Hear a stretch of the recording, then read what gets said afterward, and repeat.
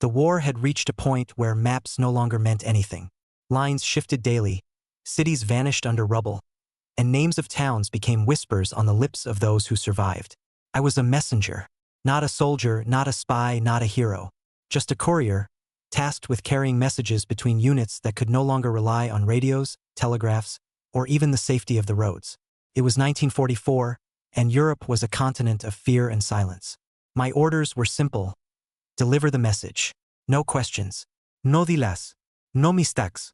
The letter was folded neatly, stamped with the insignia of a regiment barely recognizable to anyone outside.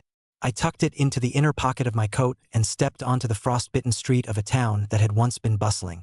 Now it was ash and stone, smoke still curling from the ruins.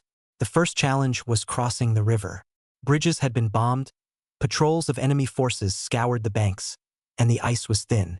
I found a hidden ford, moving quietly across the frozen water, my boots sinking slightly into the snow with each step. By nightfall, I had reached the outskirts of a forest. The trees were skeletal, stripped of leaves and life, shadows playing tricks on my tired eyes. Somewhere in the distance, artillery fire shook the ground. The forest was no longer safe. Partisans moved like ghosts among the trees. Some welcomed me, others watched silently from a distance. I avoided contact. Every sound could be a trap, every shadow a threat. At dusk, I found a ruined cabin and made my temporary camp.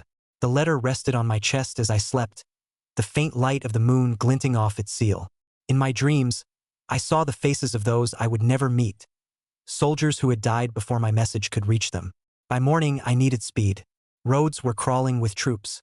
I found a damaged train station, a single freight car abandoned and hidden among debris. It wasn't much, but it would take me further into the heart of occupied territory. The train groaned as it started to move, a skeleton of steel rattling over broken tracks. Outside, villages passed in silence, the smoke from chimneys long extinguished. Every station I passed was a reminder of the world we had lost. Midway through the journey, the train stopped unexpectedly. Soldiers appeared on the platform, rifles ready. My heart pounded. I stepped forward slowly, showing no sign of panic. One of them approached. A young man, not much older than me, eyes wide with exhaustion. "Who are you?" he asked. "Messenger," I said simply. They let me pass. I realized later that day how much trust or desperation can be found in wartime. A single letter could change lives or decide who survived the next battle. The final leg was the most dangerous. The front line was chaotic, shifting, and every mistake could mean death. Mortar fire shook the ground, and I moved under cover of ruins and smoke. At one point, I saw a small group of civilians hiding in a bombed-out building. Their eyes were hollow, their hands shaking. I didn't stop long, only gave them a nod, a small gesture of acknowledgement in a world where humanity was almost gone. I arrived at the command post just before dawn. The city around it had been reduced to rubble, yet there was life, soldiers moving quietly, tending to the wounded, preparing for orders that would arrive too late for some. I handed the letter to the officer. He opened it, scanned it quickly, and looked at me for a long moment. "You've done well," he said.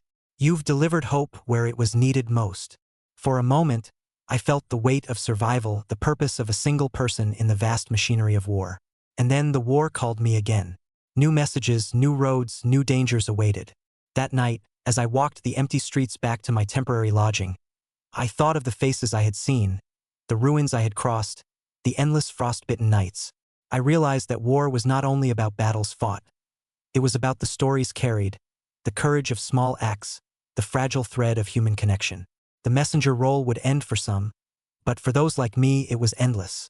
Letters to deliver, lives to touch, worlds to survive. I tucked another letter into my coat and stepped into the frozen night.